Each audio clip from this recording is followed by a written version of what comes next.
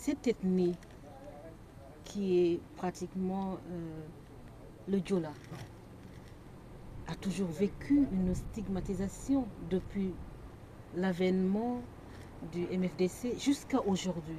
Même au sein de la jeunesse, actuellement, dès qu'on parle de l'ethnie Diola, il y a l'aspect stigmatisation qui suit. Pourquoi ça suit les générations jusqu'à aujourd'hui? Moi, je ne dirais pas stigmatisation, c'est la peur. D'accord. Ah oui. Les colons qui sont venus nous coloniser, ils sont venus vers l'océan Atlantique. Parce qu'à l'époque, ils n'avaient ni avion ni quoi que ce soit. Donc, pour pénétrer dans l'intérieur de toutes les parties que ces colons ont prises, eh bien, ils ont été accueillis dès qu'ils ont sorti des mers des peuples, notamment le peuple Diola, depuis l'océan Atlantique en Guinée-Bissau, la Casamance et la Gambie. Ces colons-là savent comment ils ont été accueillis par ces Diola.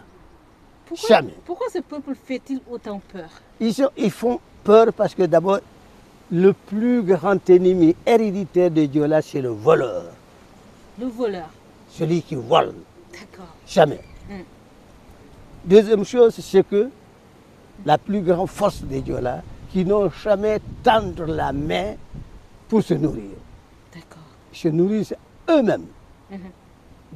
Troisième force, l'instrument pour lequel les Diola ont inventé pour travailler la terre, le Kajandu, est considéré par ceux qui sont venus nous retrouver, les Portugais, comme l'instrument le plus moderne du monde pour la culture du riz. Donc le riz, aujourd'hui, quelle est la céréale qui est plus enviée que le riz?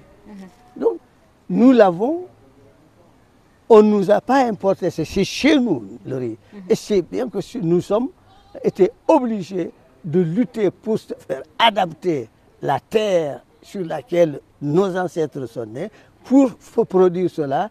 Et quand les étrangers qui viennent pour tenter de nous prendre, parce qu'ils ont armé, ils en ont eu ce qu'ils ont eu. C'est la raison pour laquelle, partout, vous verrez, dans les archives françaises, vous verrez que comment ils décrivent les Diola. Et donc ça, c'est notre ADN. Nous sommes des gens et qui n'ont jamais et n'accepteront jamais qu'ils soient gouvernés par un autre peuple, quel qu'il soit.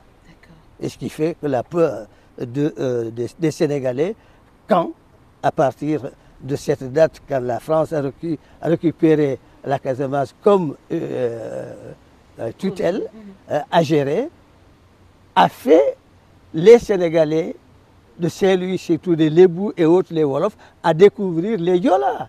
C'est cette peur-là, puisqu'on les a accompagnés dans les bagages français pour nous attaquer, et sur le terrain, cette fois-ci militairement, mais ils en sont tous laissés leur peau.